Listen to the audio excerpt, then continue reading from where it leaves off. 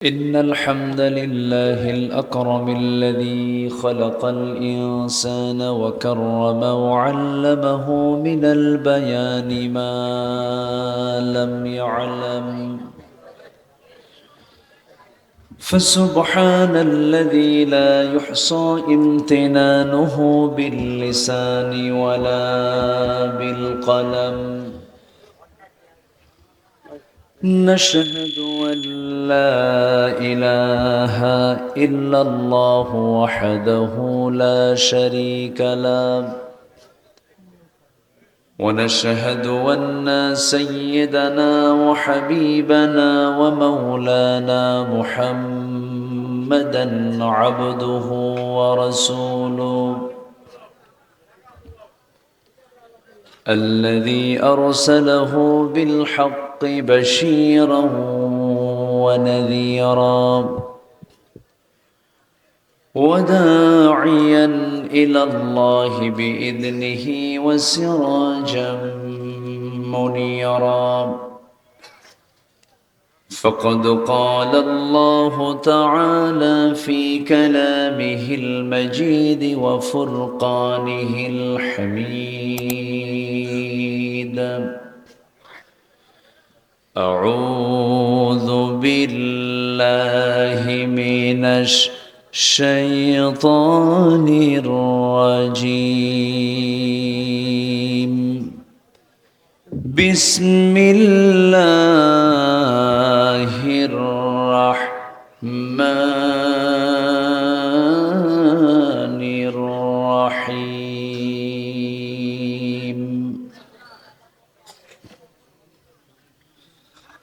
إن الذين آمنوا وعملوا الصالحات لهم جنات تجري من تحتها الأنهار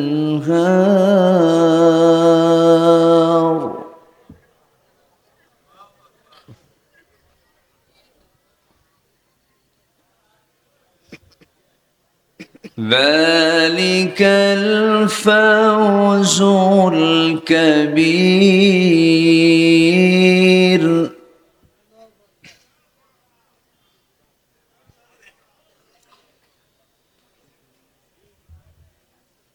إن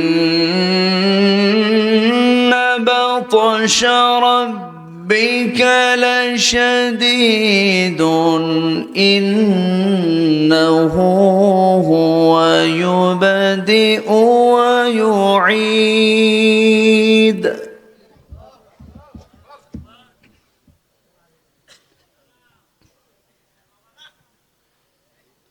وهو الغفور الودود ذو العرش المجيد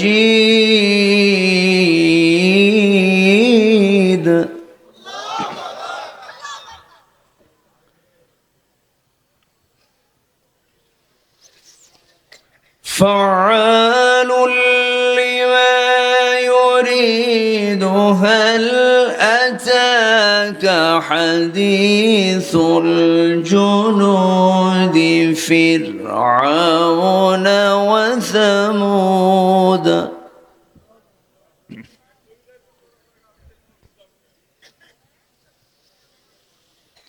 بل الذين كفروا في تكذيب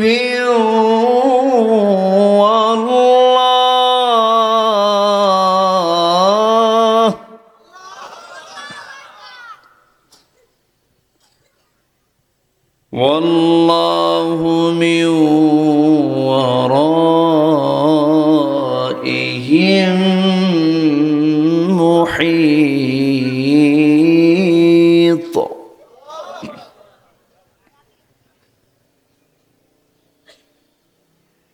بل هو قرآن مجيد في لوح محفوظ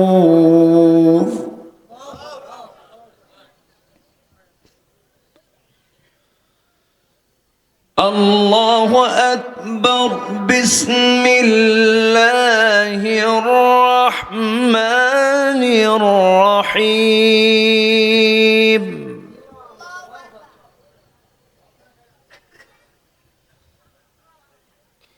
إن الله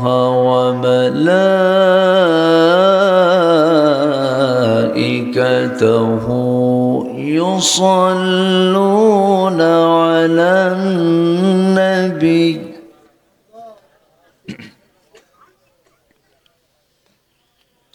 يا أيها الذين آمنوا صلوا عليه وسلموا تسليما اللهم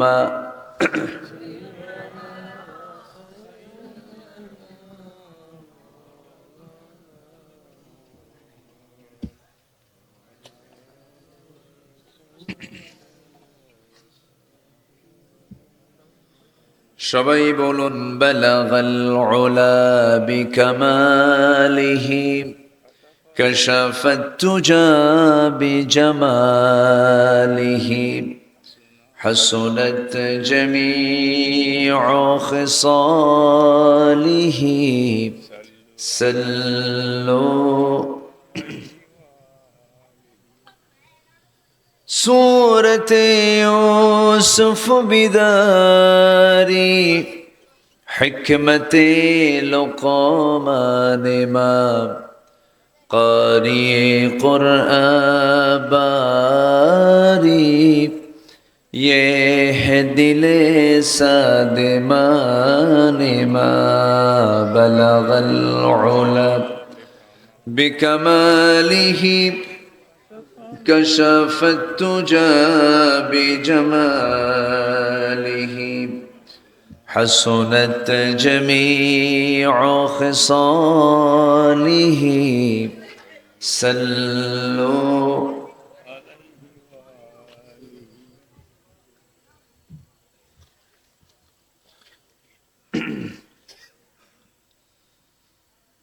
প্রাকৃতিক সৌন্দর্যের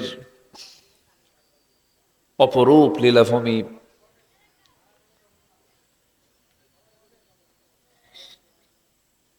সুজলা সুফলা শস্য শ্যামলা সোনার বাংলাদেশের প্রাকৃতিক সৌন্দর্যে ভরপুর রাজশাহী অঞ্চলের নওগাঁ জেলার সদর উপজেলার কিসমত ভবানীনগর মাহমুদিয়া আক্তার মহিলা নুরানি হাফিজিয়া মাদ্রাসা মাহফিল ইন্তেজামি কমিটি কর্তৃক আয়োজিত গভর্নমেন্ট স্কুল মাঠে অনুষ্ঠিত 22তম তাফসীর মাহফিল 2025 মহৎ আয়োজনের সম্মানিত সুযোগ্য সভাপতি জনাব মাওলানা মেহেদী হাসান সাহেব, আজকের মাহফিলের বরেণ্য অতিথি করিম গ্রুপের সম্মানিত চেয়ারম্যান ইসলাম দরদি ব্যক্তিত্ব জনাব আলহাজ জাহাঙ্গীর মিয়া, কথা বলেছেন আমার পূর্বে নন্দিত আলেমে দ্বীন মুহতারাম মাওলানা মেহের আলী আনসারী হাফিজাহুল্লাহ, কথা বলেছেন আমার স্নেহধন্য মুহতারাম মাওলানা গোলাম রব্বানী, উপস্থিত হাজারাত উলামায়ে কেরাম, ফদল ইজাম, সুশীল সমাজ, জাতির শ্রেষ্ঠ সন্তান, শিক্ষক মণ্ডলী, আজকের মাহফিলের প্রধান আকর্ষণ যাদেরকে নিয়ে আজকের এই সাজানো গোছানো বর্ণাঢ্য আয়োজন, সামনে উপস্থিত প্রাণ প্রিয় সম্মানিত দ্বীনি ভাইরা, আড়ালে বসে আছেন শ্রদ্ধেয়া সম্মানিতা মা বোনেরা, আলোচনার সূচনায় আনুষ্ঠানিকতার মধ্য দিয়ে আমার পক্ষ থেকে আবারও দিল খোলা সালাম, আসসালামু আলাইকুম ওয়া রাহমাতুল্লাহি ওয়া বারাকাতুহু। সালামের জবাব খুব দুর্বল মনে হচ্ছে, রমজান তো বহু আগে চলে গেছে। আসসালামু আলাইকুম ওয়া রাহমাতুল্লাহ।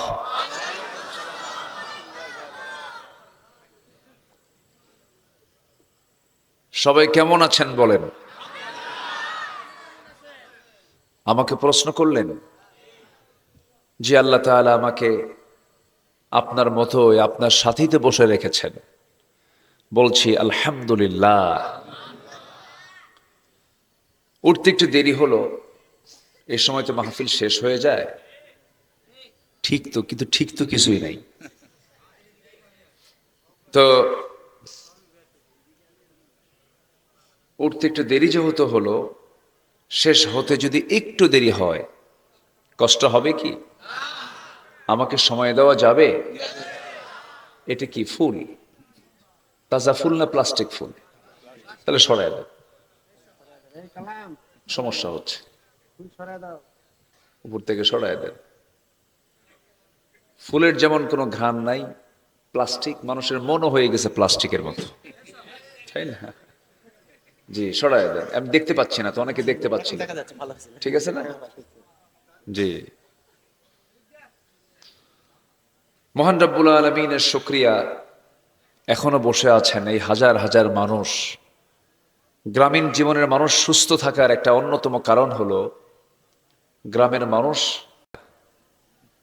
ম্যাক্সিমাম তারা পরিশ্রমের দেহ, সময় মতো ঘুমিয়ে পড়ে। এটা একটা সুস্থতার বিশাল একটা দিক। এত গভীর রাত পর্যন্ত আপনারা জেগে জেগে কোরআন শোনার জন্য এখন অপেক্ষার প্রহর গুনছেন। আল্লাহর মেহেরবানি, বলি আলহামদুলিল্লাহ। জোরে বলি আলহামদুলিল্লাহ। চিৎকার মেরে বলছে আল্লাহুম্মা ইন্নী আসআলুকা আল হুদা ওয়াত তুকা ওয়াল আফাফা ওয়াল গিনা। সবাই বলি আল্লাহুম্মা আইন্নি আলা যিকরিকা ওয়া শুকরিকা ওয়া হুসনি ইবাদাতিকা। আমরা আল্লাহ তাআলার শুকর আদায় করে নিলাম। সম্মানিত হাজিরিন, আমার পূর্বের যিনি মেহমান ছিলেন, অত্যন্ত চমকপ্রদ, অত্যন্ত মধু মিশ্রিত, তথ্যবহুল তারা কথা বলেছেন। আমি শেষ ক্লাসে উঠেছি। ছোট্টবেলায় যখন মাদ্রাসায় পড়তে যেতাম, প্রথম ক্লাস খুব মজা পেতাম। শেষ ক্লাসে যখন ওস্তাজ আসতো ক্লাসে, মনে হতো ওস্তাজটা বের হবে কখন। তো সবাই তো মাহফিলের যৌবনকাল পার করছেন, আমি উঠছি বুড়াকালে, বুঝেন নাই? এখন দেখি আপনি যদি আমাকে সহযোগিতা করেন, আমি তো তখন কথা বলতে পারবো। যদি আপনি আমাকে ছেড়ে চলে যান, আমি কি কথা বলতে পারবো? আমাকে সময় দিচ্ছেন তো নাকি? জোরে বলি ইনশা আল্লাহ। এমন একটা গায়ে এসেছে যে গা কখনো পুরাতন হয় না, তার নাম হলো নওগাঁ। কখনো পুরাতন হবে না, চিরজীবন, চির নতুন। নওগাঁ, নতুন যে গা, এটাই হচ্ছে নওগাঁ। আবার সেখানে আবার মাঠ আছে নওজোয়ান, না কোনো বুড়া জোয়ান মানে কোনো কিছু নাই, ওটাও নওজোয়ান মানে জোয়ানটাও নও। এখানে কোনো পুরাতন টুরাতন কিছু নাই। এখানে কথা চলছে, এটা মাঠ, এটা বাজার নয়, এটা মাহফিল। এখানে কোনো কথা বলা বিনা কারণে হালাল না হারাম বলেন তো?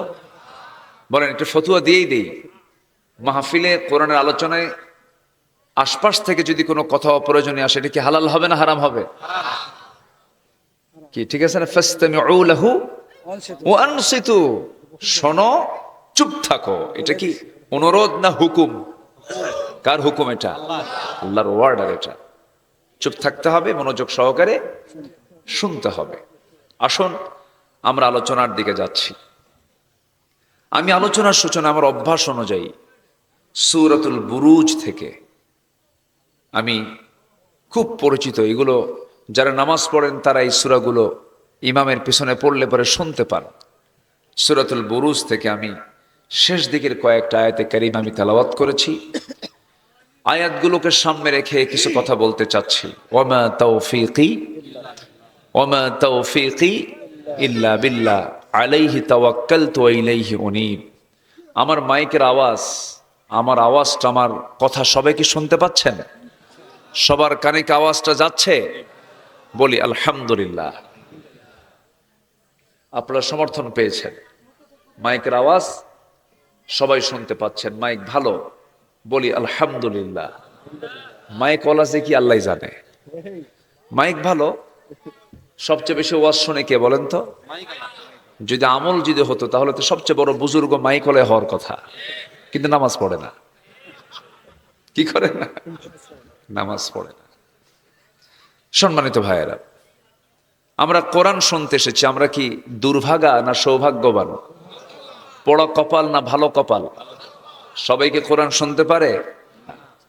কোরআন শুনলে ইমান মরে যায় না তাজা হয়? বলেন বলেন বলেন। তাজা হয়ে যায়। গান শুনলে কি হয়? মুনাফিক হয়। আল গিনা ইয়াবতুন নিফাকা ফিল কলবি। যারা স্বেচ্ছাসেবক আছেন, শুধু হাতে কাজ করবেন, মুখে কোনো কথা বলবেন না। হাতে কাজ করবেন, মুখে কোনো কথা বলবেন না, দয়া করে। আমি খুবই আনন্দিত আপনাদেরকে পেয়ে, এত সুন্দর পিনপতন নীরব হয়ে আপনারা কথাগুলো শুনছেন। সম্মানিত ভাইয়েরা, কোরআন শুনলে ইমান তাজা হয়, কিন্তু এই তাজা হওয়ার যে মাধ্যম কোরআন শোনা, এটাকে দীর্ঘ 16 বছর বিগত সময়ে আমাদেরকে ভালো করে শুনতে দেয়নি, আমাদেরকে বলতেও দেয়নি। বলতে দিছে? উনি বলেছেন আমার আগে, আমি ওইদিকে যাব না বেশি। আমরা যখন মঞ্চে উঠতাম তখন আমাদের ডানে আর বামে কিরামুন কাতিবিন বসে রাখতো। থানা থেকে হুমকি ধামকি দেওয়া হতো, গ্রেফতার কিন্তু হবেন, কোন দিক দিয়ে গেছেন, গাড়ির নাম্বার কিন্তু নেওয়া আছে, যে কোনো মুহূর্তে আপনাকে ধরে জঙ্গির মামলা দেওয়া হবে। সেই জঙ্গির নাটক 16 বছরও চলেছে। 8 মাসে কোনো জঙ্গির কোনো নাটক আর নাই, কারণ এই জঙ্গি নাটকের যিনি নাট্য করে তিনি এখন দিল্লি গিয়ে বসে আছেন। ঠিক কিনা? ওগুলো শেষ, ওই ইনিংস আর আসবে না। কারণ জুলুম কখনো টিকসই হয় না, জুলুম টিকবে না। আপনি পরিবারে জুলুম করবেন, আপনিও টিকতে পারবেন না। আপনি সমাজে জুলুম করবেন, আপনিও টিকতে পারবেন না। জুলুম আছে যেখানে, গজব আছে, জুলুম করা যাবে না। যার পুকুর সে খাবে। আপনি কেন পুকুর দখল করবেন? জুলুম করা যাবে না। আপনি রায় দেবেন, আপনি ভোট দেবেন, এটা আপনার অধিকার। আপনার ভোট, আপনার রায়কে অন্য কেউ নিতে পারে না। সম্মানিত ভাইয়েরা, আকলমন্দ ইশারা বাসাত, সচেতন ব্যক্তির জন্য ইঙ্গিতগুলোই যথেষ্ট। আমরা বুঝে নেই কথাগুলো, একটা বিষয় ক্লিয়ার হয়ে গেল যে আমরা ব্যক্তিগত জীবনে, সামাজিক জীবনে, রাষ্ট্রীয় জীবনে কোথাও জুলুমের কোনো অস্তিত্ব রাখবো না। জোরে বলি ইনশাআল্লাহ। তাহলে আমরা সুখ পাবো, শান্তি পাবো, সমৃদ্ধি আসবে। হিংসা করব না। কি করব না? গ্রামের মানুষের তো কোনো হিংসা নাই। আসতে কয়, জমি কেনে একজন আর ঘুম হয় না আরেকজনের, খালি মাথা থাপড়ে, হাই রে কি কামটা হলো, জমিটা কিনলো কেমন, বিশাল টেনশন। যখন দেখবেন আপনার হিংসা হয়, ভাবতে হবে ভালো শয়তান আপনাকে ধরছে। কি শয়তান? শয়তান ভালো হয়? ছোট্ট বাচ্চাটা কি সুন্দর করে হাসতেছে, দেন, বড় শয়তান আপনাকে ধরে ফেলেছে। হিংসা করা যাবে না। হিংসা মানেই আপনার অন্তরটা নষ্ট হয়ে গেছে। কারো ভালো দেখলে কি হিংসা হবে না, আনন্দ লাগবে? আনন্দ। বলেন, কারো ভালো ভালো কিছু দেখলে কি হবে?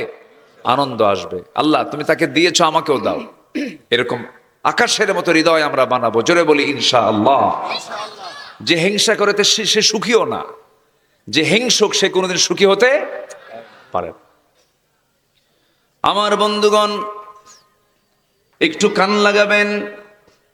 আমরা সফলতার জন্য কত দিকে দৌড়াই, সফল হওয়ার জন্য পৃথিবীর এক প্রান্ত থেকে অপর প্রান্ত দৌড়াই। এই ব্যবসা ওই ব্যবসা, এই চাকরি ওই চাকরি, এর পিছনে দৌড়, ওর পিছনে দৌড়, সফলতার পিছনে আমরা কত দৌড়াই। জীবনের ক্যারিয়ার গঠন করার জন্য কত পেরেশান হয়ে যায়। কিন্তু আল্লাহ বলছেন, বান্দারে সফল হওয়ার জন্য সবার আগে আমার পরামর্শ নিয়ে নাও। আল্লাহ রাব্বুল আলামিন সুন্দর করে সূরাতুল বুরুজে বলছেন, ইন্নাল্লাযীনা আমানু ওয়া আমিলুস সালিহাতি লাহুম জান্নাতুন তাজরি মিন তাহতিহাল আনহার যালিকাল ফাওজুল কাবীর। জোরে বলুন আল্লাহু আকবার। সফল হওয়ার জন্য আমরা সবার আগে পরামর্শ নেব কার কাছে বলুন? আসতে বলবেন না, কার কাছে? আমার প্রাণটা কার হাতে? আমার চোখটা চালান কে? আমার কানটা চালান কে? আমার নাকটা চালান কে? চোখ দিয়া দেখে কে? আল্লাহ। আল্লাহ দেখে না, আমি দেখি, কিন্তু চালান কে? আল্লাহ। আল্লাহ চালায়া দেন, আমি তা দিয়ে দেখি। আল্লাহ চালায় নেন, আমি তা দিয়ে শুনি। এই জন্য মহান রব্বুল আলামিন বলেন, ইন্নাস সামআ ওয়াল বাসারা ওয়াল ফুআদা কুল্লু উলাইকা কানা আনহু মাসউলা। শ্রবণ শক্তি, দৃষ্টি শক্তি, অন্তর শক্তি সব জিজ্ঞাসিত হবে একদিন। কার কাছে? আসতে বলবেন না, কার কাছে? আমার বন্ধুগণ, চোখ সিনিয়র না কান সিনিয়র বলেন? সিনিয়র কোনটা? শ্রবণ শক্তি মানে কান সিনিয়র না চোখ সিনিয়র বলেন? কান। মেডিকেল সায়েন্স বলছে মানুষের ক্রমবিকাশ মার পেটে যখন থাকে প্রথম ম্যাচিউর হয় হলো কান, এরপরে চোখ। তাহলে সিনিয়র কোনটা বলেন? কান। আল্লাহ পাক কানটা আগে দিয়েছেন। কোরআন তো ধারাবাহিকতা রক্ষা করে, সুবহানাল্লাহ বলবেন না? আল্লাহ রাব্বুল আলামিন নিজে বলছেন, ইন্নাহু কানা সামিআম বাসীরা। শ্রবণ শক্তির কথা আল্লাহ রাব্বুল আলামিন আগে বলেছেন, এরপরে দৃষ্টি শক্তির কথা বলেছেন, অন্তর শক্তির কথা বলেছেন। রূহটা কিন্তু পরে আসে। ওয়ানাফাখা রূহাহু, দেহের মধ্যে রূহটা ঢুকায় দেন তিনি আমার কে? আসতে বলবেন না, তিনি আমার কে? আল্লাহ পাক। সেই মহান রব্বুল আলামিন বলছেন, বান্দা সব কিছুর ব্যাপার আমি তোমাকে প্রশ্ন করব। চোখ দিয়ে কি দেখেছো? কান দিয়ে কি শুনেছ? অন্তর দিয়ে কি চিন্তা করেছো? দুই পা দিয়ে কোথায় গিয়েছো? দুই হাত দিয়ে কাকে থাপ্পড় মেরেছো? কোন থানায় তুমি ভালো মানুষের নামে মামলা দিয়েছো? ঠুনকো মামলায় তাকে আক্রান্ত করে কোনো দোষ নাই, তাকে বছরের পর বছর জেলখানায় রেখেছো। তুমি বিচারপতির চেয়ারে বসে নিরপরাধ একজন মানুষকে ধরে নিয়া জেল জীবনে তাকে 10 বছর 12 বছর মামলা দিয়া তাকে জেলখানা আটকে রেখেছো। মার হক আদায় করতে পারে নাই, বইয়ের হক আদায় করতে পারে নাই, সন্তানের হক আদায় করতে পারে নাই। এই যে হকগুলো নষ্ট করেছো, অবশ্যই তোমাকে জবাব দিতে হবে কার আদালতে? আল্লাহ বলছেন, اليوم نختم على أفواههم وتكلمنا أيديهم وتشهد أرجلهم بما كانوا يكسبون। জোরে বলুন আল্লাহু আকবার। আজকের দিনে তোমাদের আমি মুখকে মোহর মেরে দেব, মুখ দিয়ে কোনো কথা বলতে পারবে না, জিহ্বা বন্ধ করে দেব। সাক্ষ্য দেবে তোমাদের হাত, সাক্ষ্য দেবে তোমাদের পা। অঙ্গ প্রত্যঙ্গগুলোকে আমার নিয়ন্ত্রণ করতে হবে। যদিও আল্লাহ পাক আমাকে এগুলো দিয়েছেন, কিন্তু হাত দিয়ে আমি কাজ করি, পা দিয়ে আমি কাজ করি, চোখ দিয়ে আমি দেখি, কান দিয়ে আমি শুনি। সেই জন্য সব শাসন করার আগে নিজের দেহকে আগে শাসন করতে হবে। মাথা থেকে পা পর্যন্ত, মাথা থেকে পা পর্যন্তই 3.5 হাত বডি নামক এই রাষ্ট্রকে যদি আমি নিজে যদি ভালো করতে পারি, আমি ভালো হলে পরিবার ভালো হয়ে যাবে, পরিবার ভালো হলে সমাজ ভালো হয়ে যাবে, সমাজ ভালো হলে রাষ্ট্র ভালো হয়ে যাবে। এই জন্য আল্লাহ রাব্বুল আলামিন সুন্দর করে বলছেন, কু আনফুসাকুম ওয়া আহলিকুম নারা। নিজে বাঁচো এবং তোমার পরিবারকে জাহান্নাম থেকে বাঁচাও। এই জন্য নিজের বাঁচার দরকার আছে না নাই বলেন? আসতে বলবেন না, আছে না নাই? এক্ষুনি মরে যাব, কেউ কি আমার আপন নাকি? আসতে কয়, কেউ কি আমার আপন নাকি? এখনই মরে যাব আমি, কোনো পরিচয় থাকবে না দুনিয়ার কারো কাছে। যেদিন মরে যাব সেই দিন কিছু কান্নার রোল পড়বে, শোকাহত হয়ে পড়বে, চোখের পানি ফেলে ফেলে কাঁদবে, বন্ধু আসবে, আত্মীয় স্বজন আসবে, জানাজা সম্পন্ন হয়ে যাবে, সন্তান পর্যন্ত দেরি করবে না, কাঁদবে ঠিকই কিন্তু বলবে তাড়াতাড়ি দাফন করে দাও, কারণ দেরি হলে পরে লাশটা ফুলে উঠবে, পচে যাবে, গলে যাবে। দিয়ে আসবে ওই কবরের মাটিতে পোকামাকড়ের খাবার হিসাবে দাও, খাবার হিসাবে আমার দেহটাকে কবরে রেখে আসবে। 24 ঘন্টা যাবে না মাথার চুলগুলো খসে খসে পড়বে, 3 দিন যাবে না চামড়াগুলো গলে গলে পোকার পেটে চলে যাবে, 3 দিন চলে যাবে, 7 দিন চলে যাবে, পেটের নাড়ি ভুঁড়ি সব চোখ মুখ কান নাক দিয়ে বের হওয়া শুরু হয়ে যাবে, কিম্ভূত কিমাকার চেহারা হয়ে যাবে, কোন অস্তিত্ব থাকবে না, আমার চেহারার সৌন্দর্য সব মাটি খেয়ে শেষ করে ফেলবে। 3টা মাস চলে যাবে, দেখা যাবে যদি কবরটা যদি খনন করে দেখা হয় কয়েকটা হাড় ছাড়া আর কোন অস্তিত্ব আমার নাই রে। আল্লাহ বলছেন, বান্দারা আমাকে কেমন করে বলে থাকো তুমি, আমাকে ভুলে যেও না, সবাই ভুলবে কিন্তু আমি আল্লাহ তোমাকে কখনো ভুলবো না। আমার বন্ধুগণ, যদিও আমরা এই আয়াতটা সবার মুখস্থ আছে, আমার দেশে প্রচলিত দোয়া মনে করে, কিন্তু দোয়া এটা নয়, এটা হলো আল্লাহর কালামের আয়াত, অত্যন্ত তাৎপর্যপূর্ণ আয়াত। যারা পারেন ঠোঁট মিলিয়ে বলুন, মিনহা খালাকানাকুম ওয়া ফিহা নুঈদুকুম ওয়া মিনহা নুখরিজুকুম তারাতান উখরা। সবাই বলুন, মিনহা খালাকানাকুম وفيها نعيدكم ومنها نخرجكم تارة أخرى। আমি তোমাকে মাটি থেকে সৃষ্টি করেছি, আবার তোমাকে এই মাটিতেই যেতে হবে, আবার তোমাকে সেখান থেকে তোমাকে উত্থিত করব, আমি তোমাকে আবার সেখান থেকে তুলে নেব, বিচার করব পাই টু পাই, চুল পরিমাণ বিচার আমি কম বেশি করব না। ফামান ইয়ামাল মিসকাল যাররাতিন খায়রান ইয়ারাহু ওয়া মান ইয়ামাল মিসকাল যাররাতিন শাররান ইয়ারাহু। যাররা শব্দের তাফসীর আসছে, যাররা বলা হয় এমন ছোট জিনিসকে যাররা বলা হয় যা খালি চোখে দেখা যায় না, এমন কোনো ক্ষুদ্র আমল নাই যা সেদিন সে দেখতে পাবে না, ভালো হোক আর মন্দ হোক সব বান্দার সামনে প্রেজেন্ট করবেন তিনি আমার কে। জোরে বলেন, তিনি আমার কে।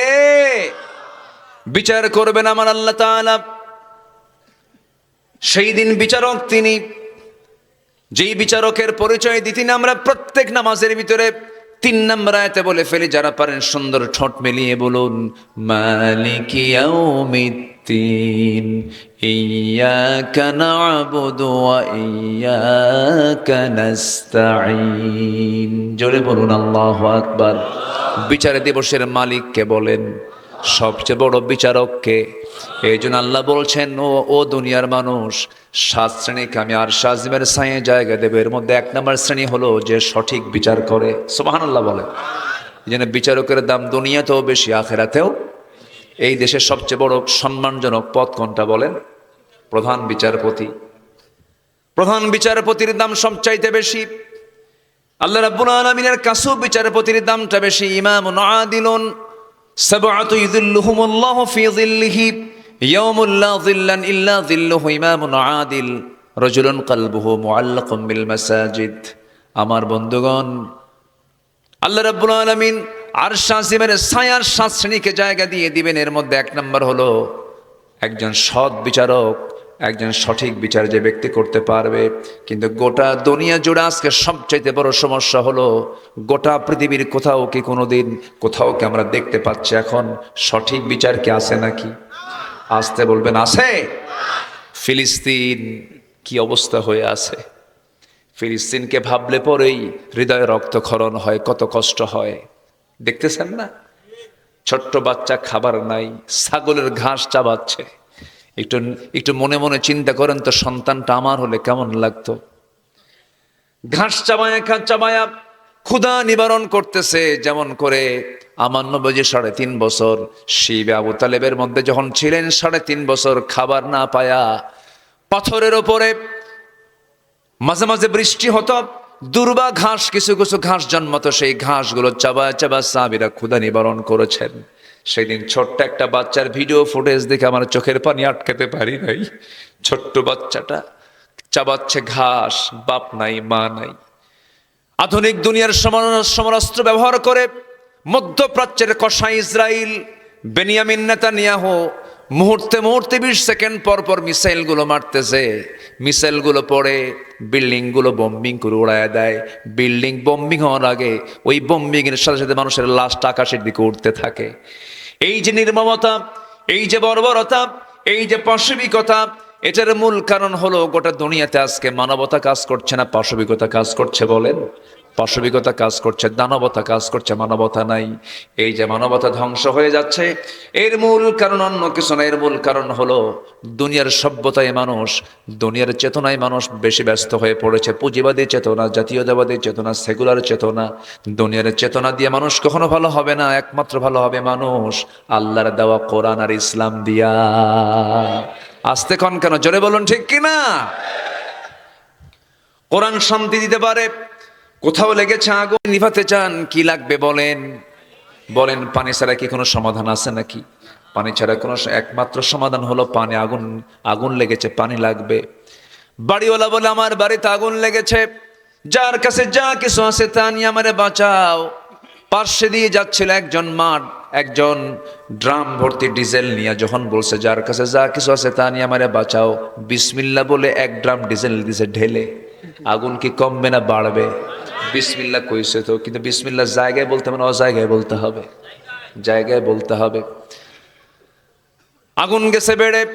আরেকজন যাচ্ছিল ভ্যান ভর্তি লাকড়ি আর খড়ি নিয়ে, যখন বলেছে যার কাছে যা কিছু আছে তা নিয়ে আমারে বাঁচাও, বিসমিল্লাহ বলে গোটা ভ্যান ভর্তি লাকড়ি দিছে ঢেলে। আগুন তো কমবে না। আগুন কমানোর জন্য যেমন পেট্রোল, ডিজেল, অক্টেন যেমন উপযুক্ত নয়, আজকের সমাজের আগুন যে দাউ দাউ করে জ্বলছে সমাজ জুড়ে, রাষ্ট্র জুড়ে, দুনিয়া জুড়ে, যে অশান্তি দাউ দাউ করে জ্বলছে দেশে দেশে, শুধু ক্ষমতার লড়াই, ক্ষমতার প্রদর্শনী, পাওয়ারের ডিসপ্লে অফ পাওয়ার। আমার 2000 পারমাণবিক, আমার 100, আমার 500, আমার 400, এই যে ক্ষমতার মিস ইউজ করতে গিয়ে যা কিছু হচ্ছে, আল্লাহ রাব্বুল আলামিন বলছেন বান্দারে, শান্তি পাওয়ার জন্য দুনিয়ার কোনো ক্ষমতাকে তোমার বিশ্বাস করা যাবে না। একমাত্র ক্ষমতা বিশ্বাস করতে হবে একমাত্র কার? আসতে বলবেন না কার? আন্নাল কুওয়াতা লিল্লাহি জামিআ, আন্নাল কুওয়াতা লিল্লাহি, সকল ক্ষমতার উৎসকে। আরো জোরে, আরো জোরে, আরো জোরে। 16 বছর যারা ছিল ক্ষমতায় ভাবছিল আসি কিয়ামত পর্যন্ত থাকবো, মাঝে মাঝে হুমকে দিত 2041, ভিশন 2021, 25-24 শেষ। ফেরাউন ছিল 1600 বছর পৃথিবীতে বেঁচে, এরা ছিল 16 বছর। সংখ্যার যে মিল হলো কেমনে বুঝলাম না, বুঝলেন? নমরুদ, ফেরাউন, সাদ্দাত, এদের সব চরিত্র এদের মধ্যে ছিল। আসতে কবেন না, জনগণ ঠিক কিনা? এক একটার স্বভাব সবগুলো এদের মধ্যে লালন করেছিল এরা। আমি কি কথা বলবো? কষ্ট পাচ্ছেন নাকি আপনারা? ওঠে কারা? ধর উঠতেছে কেন? এই যে ওই যে উঠে, সমস্যা কি? বসেন। কি চাপ? চাপ কি নিম্ন চাপ? এই তো মুশকিল। হ্যাঁ, একটু বসেন না। কত সময় চলে যায় এদিক সেদিক। আজকে না হয় একটু সময় দেব কোরআনের জন্য। লস হবে? আজকে কেন লস হবে? আড্ডা মারতে মারতে 3 ঘন্টা চলে যায়, টেরি পাওয়া যায় না। এরকম হয় না? এরকম হয় না? গত 2 বছর আগে বিশ্বকাপ খেলা হচ্ছে ফুটবল। আমি চট্টগ্রাম থেকে আসতেছি, বারাইয়ার হাট পার হতে নিয়ে মীরের সরাই পার হচ্ছি। হঠাৎ করে রাত 2টার দিকে একজন ফোন দিয়ে বলে, হুজুর আমি আপনার খুব ভক্ত, আমি আপনার ওয়াজ শুনি। হুজুর আমি তাহাজ্জুদ পড়লাম, একটু দোয়া করবেন আমার জন্য। আরেকটা দোয়া চাই। কি হুজুর? আর্জেন্টিনার খেলা চলে, একটু দোয়া করবেন। এতক্ষণ ধরে এত সুন্দর কথাগুলো লাগলো আমার। শেষে কি কয়? মানে একজন তার বাবার প্রশংসা করছে, এক ভাই আরেক ভাইকে তার সামনে তার বাবার প্রশংসা করতে নিয়ে বলছে, ভাই তোমার বাপটা কত সুন্দর ভালো ছিল, কত সুন্দর টানা টানা চোখ, প্রশস্ত কপাল, চুলগুলো কালো, এরপরে কি সুন্দর তার বডির সৌন্দর্য, সুঠাম দেহ, আর দাঁতগুলো এত সুন্দর, কুত্তার দাঁতের মতো চকচকা। কি কথা কি বুঝলেন? মানে এত সব কথা সুন্দর কয়া শেষে এমন একটা শব্দ কইছে, সব শেষ। কত সময় তো আমরা ব্যয় করি। আমরা কোরআনের জন্য সময় ব্যয় করলে কোরআন আমাকে সুপারিশ করে জান্নাতে নিয়ে যাবে। কোরআনকে আমরা বেশি করে সময় দেব, জোরে বলি ইনশাআল্লাহ। কোরআন আমাকে সময় দিয়ে জান্নাতে নিয়ে যাবে, সুবহানাল্লাহ বলেন। কোরআন কিন্তু খুব দামি কিতাব, আল্লাহু আকবার বলেন। যখন খারাপ লাগবে তেলাওয়াত করবেন, যখন খারাপ লাগবে তেলাওয়াত শুনবেন, যখন খারাপ লাগবে প্রচন্ড রাগ উঠে গেছে, আপনার মনে অশান্তি, সেজদায় পড়ে ঘন্টার পর ঘন্টা থাকবেন, দেখবেন এর চাইতে প্রশান্তি পৃথিবীতে আর কোথাও নাই। সেজদা দিবেন, স্ট্রোক করবেন না। সেজদা দিবেন, ব্রেন স্ট্রোক হবে না। তারপরে কি বলে, হার্ট স্ট্রোক হবে না, ব্রেন স্ট্রোক হবে না। একটু সেজদায় পড়ে কাঁদবেন, দেখবেন মন প্রশান্ত হয়ে গেছে, দিল ঠান্ডা হয়ে গেছে। প্রশান্তি, আনন্দ, তৃপ্তি দেয় একমাত্র ইবাদতে। কিসে বলেন তো? ইবাদতে, সেজদায়। আমরা সেজদায় পড়ে কাঁদবো, জোরে বলি ইনশাআল্লাহ। তাহাজ্জুদ রেগুলার করবো, ফজর নামাজ না পড়লেও চলবে। কাজা করা যাবে? মানে মাথায় টুপি, পরনে লুঙ্গি নাই, তা তো হবে না। আমার দেশে আবার এগুলো নিয়ে খুব ব্যস্ত। সবে কদর আর সবে বরাত আসলে পরে ওরে বাপরে বাপ, সিজনাল মুসল্লি হাজির হয়ে যায়। ওদের নামাজ, ওদের সেজদার চোখের পানি দেখে মনে হয় কেবলে আকাশ থেকে জিব্রাইল নামছে। আছে না নাই? এরকম হওয়া যাবে না। আমরা ইবাদত করব একদিন না সব দিন, এক রাত না সব রাত। নামাজ হবে 7 দিন, একদিন না 7 দিনের প্রতিদিন। কয় ওয়াক্ত নামাজ? 5 ওয়াক্ত নামাজ। আমরা সফল হয়ে যাব, জোরে বলি ইনশাআল্লাহ। একটু কান লাগান। আমরা সফল হতে চাই কি সবাই? সফল হওয়ার জন্য আমরা আসুন কোরআনের আলোকে সফলতার কিছু শর্তাবলী আমি আজকে বলতে চাচ্ছি। 10টা শর্তাবলী নিয়ে আমি কথা বলবো। কয়টা বলেন তো? 10টা শর্তাবলী আমি দেব কোরআন থেকে। আমি আমার বাবার, আমার দাদার কোনো কথা বলতে আসিনি। আমার দেশে তো বাপ নিয়ে বহু কিছু হয়েছে। আমার বাপই দেশ স্বাধীন করছে। দেশটা ছিল যেন ওদের কাছে পৈতৃক সম্পত্তির মতো। মুক্তিযুদ্ধ ছিল ওদের ব্যবসা। ওরা ব্যবসা মনে করেছিল। সোনার ছেলেরা, মেধাবী ছেলেরা, অক্সফোর্ড অফ দি ইস্ট, প্রাচ্যের অক্সফোর্ড নামে খ্যাত ঢাবির ছেলে পেলেগুলো তারা আন্দোলন করে বলল, ছাত্র বৈষম্য বিরোধী আন্দোলনের ছেলেরা বলল, আমাদের সন্তান তো তারা, কে মেধার যাচাই হোক, কোটাকে বাতিল করো। জবাব দিতে নিয়ে উনি বলে ফেললেন যে রাজাকারের নাতিপুতিরা চাকরি পাবে। 54 বছর পরে এসেও যদি এই সমস্ত কথাগুলো আমাদের শুনতে হয়, এই দেশের মানুষ আর বোকা নাই। আসতে কন কেন? ওরা বোকা বানিয়ে রাখতে চেয়েছিল। বোকা মানুষ নাই, মানুষ সচেতন, সবকিছু বোঝে। এটা 2025-এর বাংলাদেশ। 2025, এটা মাথায় রাখতে হবে। এরপরে কথা বলতে হবে। সম্মানিত ভাইয়েরা, সব দেখে শেষ করেছি, সব আইন দেখে শেষ করেছি। আমরা একটা বারের জন্য আমরা আগামী দেশ দেখতে চাই, কোরআনের দেশ। আসতে কন কেন? কোরআন কি কোনো দলের, নির্দিষ্ট কোনো দলের? কোরআনটা কার? যে মুসলমান তার। আমরা সবাই কি বলেন? আমরা সবাই কি? এদেশের সংখ্যাগরিষ্ঠ কি? সংখ্যাগরিষ্ঠ কি? ইসলাম থাকলে সব ধর্ম নিরাপদ থাকবে। ইসলাম যেখানে থাকবে না, কোন ধর্মের নিরাপত্তা থাকবে না। ইন্ডিয়াতে ওয়াকফ স্টেট, মসজিদ, মাদ্রাসা, মন্দিরে যে দানগুলো করা হয়, এটাকে ওয়াকফ স্টেট বলা হয়। ওরা মন্দিরের ওয়াকফ স্টেটকে ঠিক রেখে ইন্ডিয়াতে নতুন করে তারা আইন পাশ করেছে, মুসলিম যে ওয়াকফ স্টেটগুলো, এগুলোকে বাজেয়াপ্ত করে এই সমস্ত সম্পত্তিগুলো তারা দখল করার চেষ্টা করছে। ইসলাম সেখানে হুমকির সম্মুখীন, মুসলিম সেখানে হুমকির সম্মুখীন। ভারতের কাছ থেকে মুসলমানদের সাম্প্রদায়িক সম্পদের শিক্ষা নেওয়ার কিচ্ছু নাই, আমাদের থেকে শিক্ষা নিতে হবে তাদের। এই নওগাঁতে হিন্দু ভাইরা আছে না নাই? আসতে পারে, আছে না নাই? আমরা তাদেরকে জামাই আদরের মতো করে রাখি, আমরা তাদেরকে কোলে পিঠে করে লালন করি, তাদের মন্দির আমরা পাহারা দেই। আমরা কি ভুল বলছি?